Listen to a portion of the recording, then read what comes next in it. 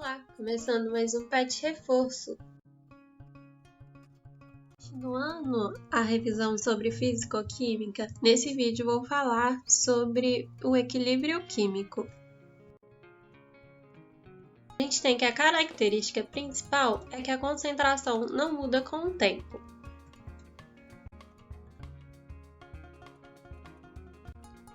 Então, em um equilíbrio químico, por essa concentração não mudar com o tempo, isso não significa que a concentração dos produtos é igual à concentração dos reagentes, ok? Temos o que chamamos de reações reversíveis, que são as reações que podem ocorrer dos dois lados. Podem ocorrer tanto no sentido inverso quanto no sentido direto. O sentido inverso é o sentido dos produtos formando os reagentes, e o sentido direto é o convencional, o dos reagentes formando os produtos. E aí, para o equilíbrio químico, a gente tem o que chamamos de constante de equilíbrio. Como que a gente chega nessa constante? A gente tem essa equação genérica aqui. A constante ela é dada pela concentração dos produtos dividido sobre a concentração dos reagentes. Então, vai ser a concentração de C vezes a concentração de D dividido pela concentração de A vezes a concentração de B. E essas letras minúsculas que estão elevando cada componente correspondem aos coeficientes estequiométricos da reação.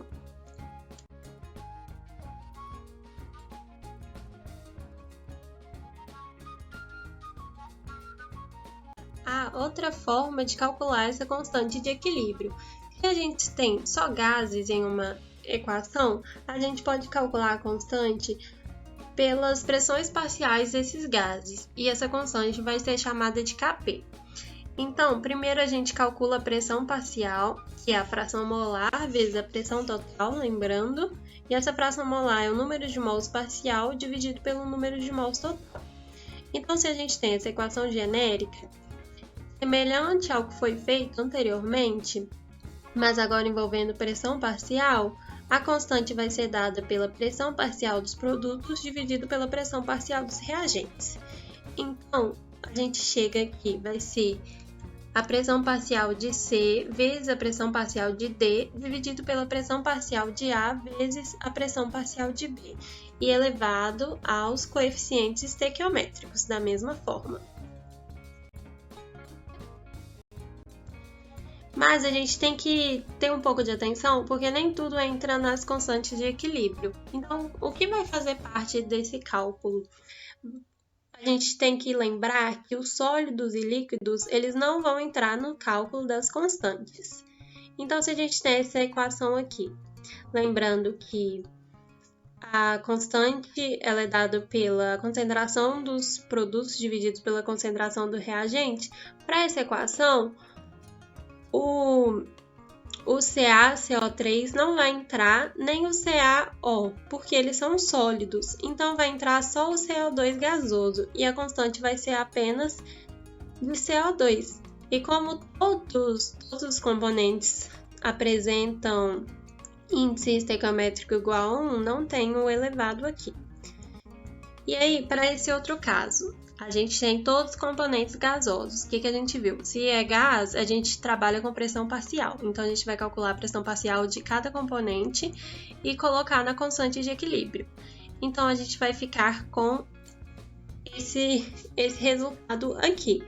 E observa que, nesse caso, a gente teve as elevações dos coeficientes estequiométricos, porque aparece na reação.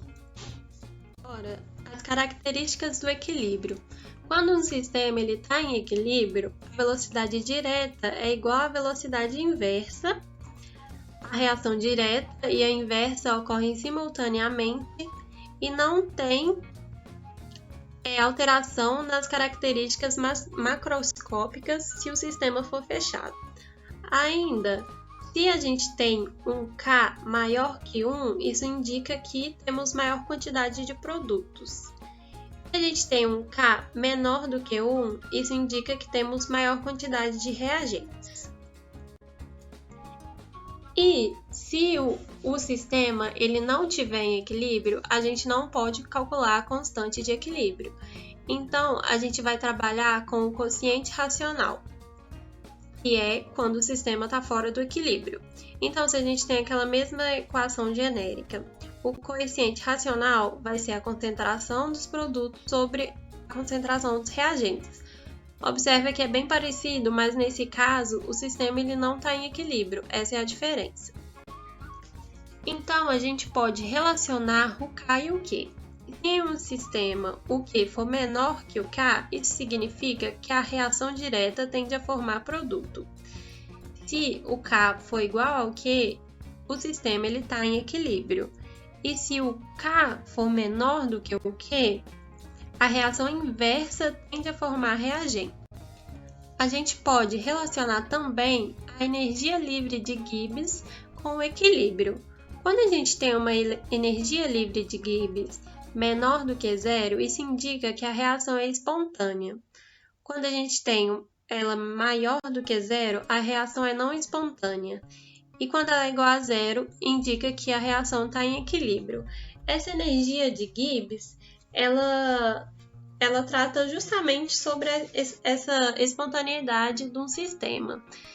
E a reação espontânea é aquela que ocorre sem ter meios necessários, sem ser forçada a ocorrer. Então, essa espontaneidade da reação fora do equilíbrio, a gente tem a seguinte fórmula. Isso para uma equação reversível, uma reação reversível envolvendo A e B. E aí, essa fórmula o que significa? Que a energia livre de Gibbs é igual à energia livre de Gibbs padrão mais RT ln de PB sobre PA. E aí, essa energia de Gibbs padrão de reação, ela é dada pela energia livre de Gibbs de B menos energia de Gibbs de A. Isso também é chamado de potencial químico. E o PB sobre PA é o quociente racional. E a equação está no equilíbrio, aquela fórmula que a gente viu é um pouco diferente. Então, para o equilíbrio, a gente viu que a energia de Gibbs é igual a zero.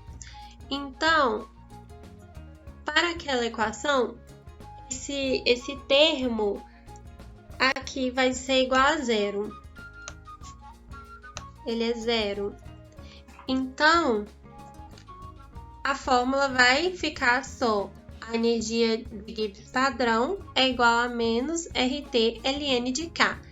E nesse caso, observa que é o K porque a gente está tratando de equilíbrio. Então, o PB sobre PA é a constante de equilíbrio. Vamos analisar agora as respostas do equilíbrio com as alterações de suas condições. Isso envolve o princípio Le Chatelier, que diz que quando um sistema em equilíbrio sofre perturbação, ele vai tentar se reajustar para diminuir os efeitos dessa perturbação. Então, se a gente adiciona um gás inerte no sistema, o que vai acontecer? Não vai mudar nada, porque o gás inerte não influencia no sistema em equilíbrio. Se a gente varia o volume do recipiente, isso altera a pressão parcial dos componentes. A gente varia a concentração.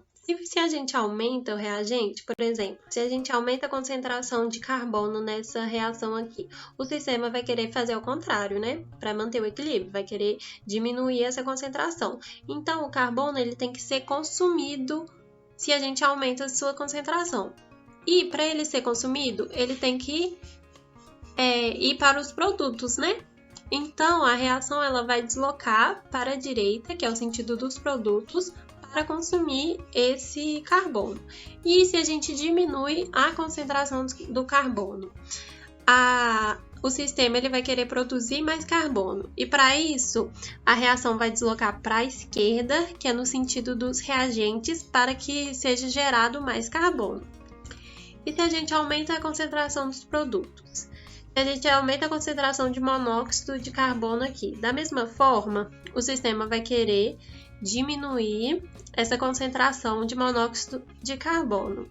E para diminuir essa concentração, ele tem que ser consumido, e para ele ser consumido, ele tem que ir para os reagentes.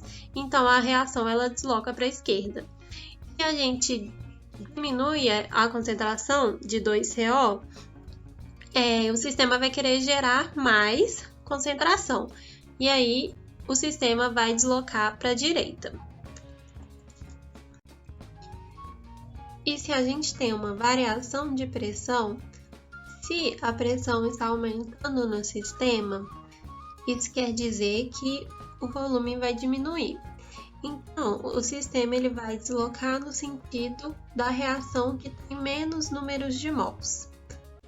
E se a pressão diminui, o volume aumenta e o sistema desloca no sentido que tem mais número de mols. E se for uma variação da temperatura? Se eu aumento a temperatura, a gente viu anteriormente que o aumento da temperatura está ligado ao processo exotérmico. Então, isso vai favorecer o sentido exotérmico. E o sentido exotérmico é o dos produtos. Então, se eu tenho um aumento da temperatura, vamos pensar, o sistema ele vai querer diminuir essa temperatura. Como que ele diminui essa temperatura? Liberando calor, que é o processo exotérmico. Então, a reação ela vai para a direita.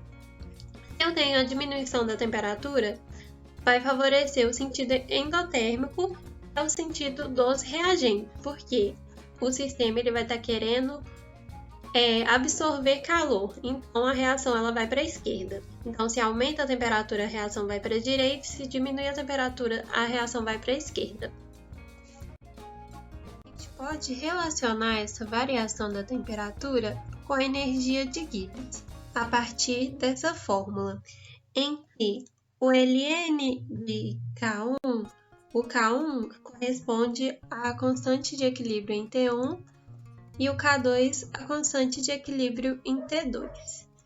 E com isso, se a gente tem K2, K1, T2, T1, a gente consegue obter a energia de Gibbs padrão de reação.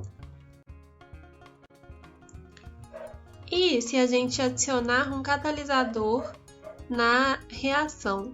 O catalisador ele não entra na constante de equilíbrio, isso porque ele não é consumido na reação.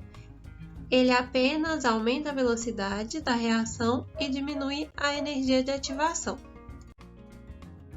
Então, essa foi nossa revisão para equilíbrio químico. Até mais!